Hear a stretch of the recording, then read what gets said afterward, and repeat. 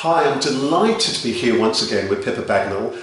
Pippa, a pleasure to see you today. I've met you with a number of different incarnations. You've got an extraordinary life yourself. You started off in nursing and you've worked up to advising at cabinet level on health and wellbeing.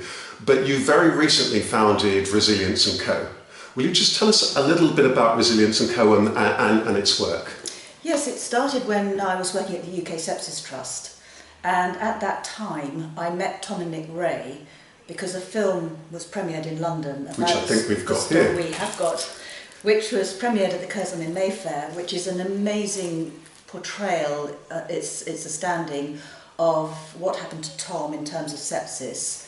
The fact that he ended up as a quadruple amputee as well as part of his face, and the impact that had on his family. So his wife, who was pregnant with their second child, suddenly overnight became the full-time carer, the full-time mother, and actually had to give up everything else. And so it was a very profound film, and over it the three of us started talking about what messages do we really want to get out there so that this doesn't happen to anybody else again, and sadly it does. And on that note, first of all, with sepsis, for anyone who's watching this who doesn't know what sepsis is and why it's so significant, just tell us just in a sentence or two, what is it? It's a curious thing because it can strike anybody. It doesn't discriminate, and it can come on really fast, and usually it's your body's reaction to a bacteria, but it can be viral, it can be an injury. And what the body does is it attacks its own body. Rather than defending the body, it starts attacking the organs, and therefore there's like body shutdown, and the blood stops getting to the extremities, and a patient can deteriorate incredibly quickly. But the problem with diagnosing it is that it can start looking a bit like flu.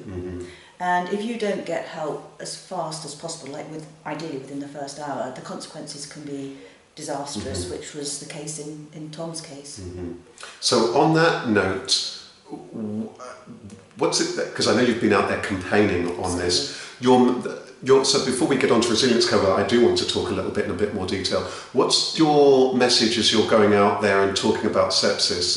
What is it that you're sharing with professionals and the public? Well, the UK Sepsis Trust have got this phrase, which is just to ask, could this be sepsis?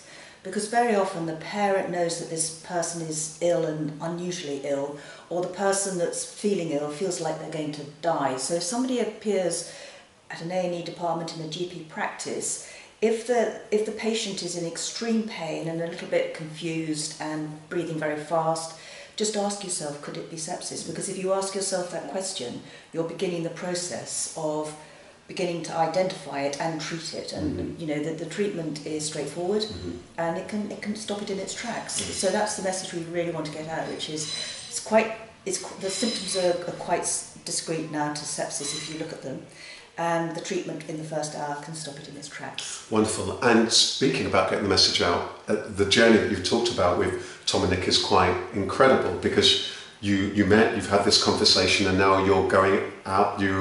At the time of recording this, you're just about to speak to the Royal College of Nursing annual congress on this. You've spoken on the Today programme about this. You've been out and about, and you run motivational talks. Now, this is really interesting, because I understand that there's three, so there's not just one person, there's three people. And as I understand it, what you've got is the perspective of somebody who's living proof of survival. You've got often the angle of somebody who's caring and looking after somebody who might be going for a huge challenge, and the angle yourself as a nurse, the establishment, and what we could be doing as a society in terms of these things. Tell us a little bit about what what Resilience & Co is about and what it is that you're trying to achieve, because I think it's more than just your typical motivational speakers. No, it's quite unusual in the respect that we have a film and a book. And what we started by doing was going off and showing the film to audiences, which does actually blow audiences away. It's very powerful. But over time I realised that this was not good for Tom and Nick to sit and watch 90 minutes of the horror story that was their life when Tom got sepsis. So what we started thinking about was, okay, so this was 20 years ago. How have they managed in those 20 years to enjoy life, to get the best out of life, despite the fact that there are endless, setbacks? So we started unpicking the things that they had sort of depended on or found to help them start life all over again, because when Tom woke up from his coma, his memory was really poor and he didn't even know his wife sitting next to his bedside. So what we thought was, actually, lots of people have setbacks in life. We all do. You know, we've all had something which has been tough. So what we try to do is to unpick the sort of ways in which Tom and Nick, and in my case slightly as well, what we do when there's a challenge ahead of us and how we deal with it. And we have some very key messages, which is don't go it alone, and the person that's closest to you might not be the best person to give you the support that you need. It's about believing in yourself and thinking about what you want and taking each day as it comes. Some will be really down, some will be up, but you just have that future focus. And I think what Tom and Nick have achieved together is just outstanding, which is why I'm in awe of them. And the other thing is that they are willing to share the journey that they've been on, but they don't want to dwell on it from a self-pity point of view. So I hear that. That's very important, isn't it? It is. And it seems profound. I mean, I'm lucky enough to met them both and been really struck by that. And again, people can also enjoy their story in the book Starfish of this. And that has a little bit more of a clinical detail to it than the film. So if there are professionals who want to understand what did and didn't happen, the book is a really good summary of that. I'm picking up on that resilience thing, because it's a phrase that we hear a lot, isn't it? It is, yes. And in leadership and resilience. So you're going out there speaking to all sorts of audience and the NHS organisations, public speaking generally. Tell me how people kind of responded, because what jumps out to me is lots of our everyday stuff where we need to be resilient. A lot of the stuff that we have to deal with, challenges, okay, something not going well at work, it's not life changing, it's not necessarily life threatening. Okay, something that can be life changing in terms of career, but here's a story which is really profound. So finding resilience when you find that your limbs have to be amputated or have already been amputated, having to really try and rebuild your life and to see if you can salvage a marriage and all this, and must be huge. So how do people respond to this, and what are you wanting to evoke in people? Well, the response we get is overwhelming. Standing ovations, the most amazing evaluations. I've never seen evaluations for any conference presentation, and I think what's so unusual about this is the frankness of Tom and Nick, and the fact that they've worked on this together. In terms of resilience, the message that people take away, we hope they take away, is actually I need to think about my resilience. I need to think about the things going on in my life, and I need to work out how I am going to deal with them, because there's lots of reports and research on resilience, but you have to select the bits that work for you. So we're not prescriptive. We just say to people, look, your brain works all the time, even when you're asleep it's working. So think about what you're thinking. And what you're thinking a lot about is probably something you need to start addressing. Also, what I like as I think about the three of yourselves is that it allows for a really interesting dialogue about what I might need, what somebody in my family or somebody who's looking after me or in my circle might need, or what might be going on for them. And also been thinking about it from that perspective of us as a society or professionals and what's going on. So a conversation around that, which is really interesting. Now I know that today, and Tom and Nick couldn't be here in person today, and that you wanted to talk a little bit, we thought it was really important to talk about how you can move these things further forward. So lots of people have been struck by the story, or they've been struck by the film and so on. How is it that people can help if people want to get involved? Because at the moment, as I understand it, you're self-funding this yourselves, and going out there. So what are you asking for? How can people get involved, and what is it you're looking to achieve?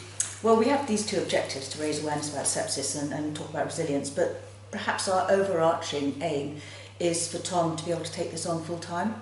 He works in a call centre, which he's been doing for 13 years, and he would love to be able to give his full time to this so that we can do more of it. He's obviously not fit all the time, But if he could apply himself all the time to this, we've got so many ideas about what we could be doing.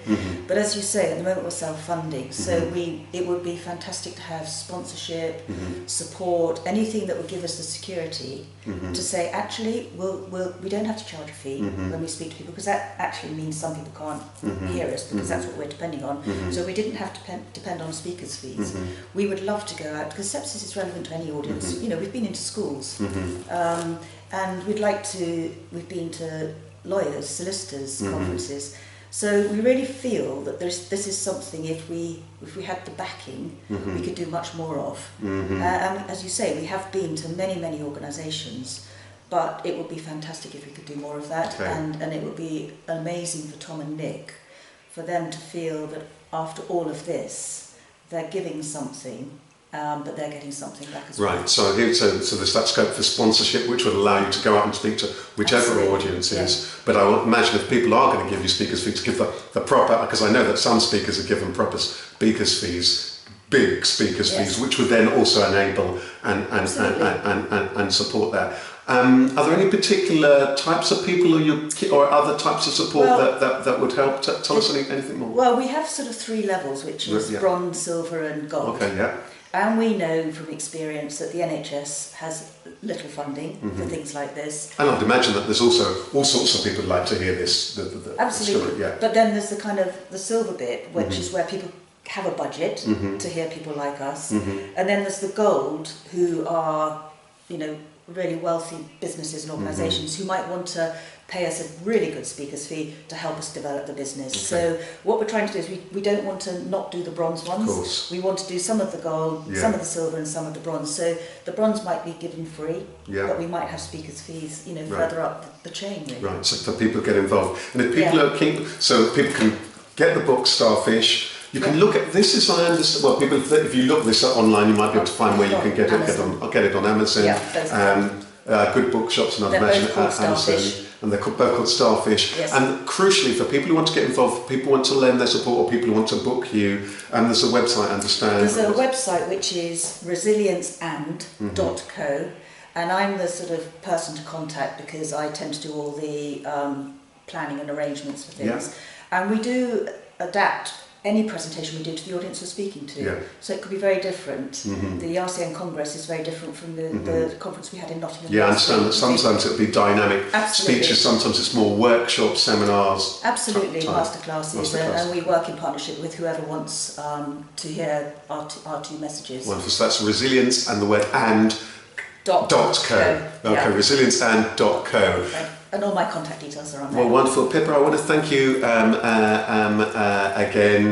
for thank you, coming Rasheed. today. It's been great to see you again. Yeah, no, a real pleasure, and all the best. And looking forward to maybe next time we're all in the same town, we'll all catch up and do another interview. And can I just say that the 3 of us are really thrilled that you're prepared to be an ambassador for us. I'm really, well, thank you very much.